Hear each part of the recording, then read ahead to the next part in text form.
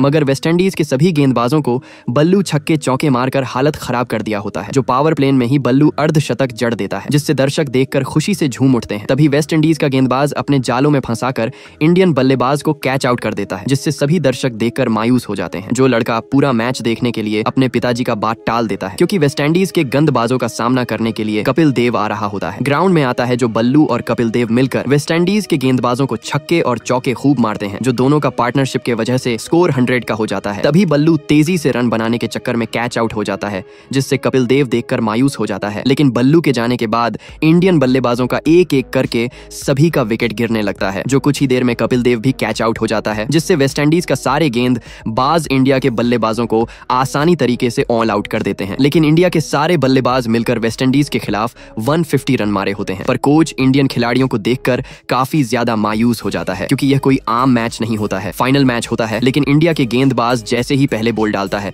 तो वैसे भी वेस्टइंडीज का बल्लेबाज बॉल को प्लेट कर देता है, मगर इंडिया का गेंदबाज जब दूसरे बॉल डालता है तो तभी वेस्टइंडीज का बल्लेबाज को बॉल गिरते हुए समझ में नहीं आता है और वैसे ही उसका विकेट गिर जाता है, जिससे सभी दर्शक देखकर खुशी से झूम उठते हैं। जो देखकर वेस्टइंडीज का कप्तान इंडियन गेंदबाजों का सामना करने के लिए ग्राउंड में उतर डेचता है। जो आते ही इंडियन गेंदबाजों को वेस्टइंडीज का कप्तान छक्के और चौके का बारिश कर देता है, जो पावर प्ले में ही वेस्टइंडीज का कप्तान शतक जड़ देता है, जिससे वेस्टइंडीज का दर्शक देखकर खुशी से झूम उठते हैं। और वहीं कुछ इंडिया के दर्शक मायूस होकर बैठे होते हैं। तभी जतीश आकर कपिल देव से कहता है कि प्लीज एक बार मुझे भी एक ओवर डालने को दो, जो कपिल देव सुनकर जतीश को बॉल दे देता है। लेकिन जैसे ही जतीश बॉल को डालता है तो वैसे ही वेस्टइंडीज का कप्तान कैच आउट हो जाता है, जिससे इंडिया वेस्टइंडीज को फाइनल में हरा देती है।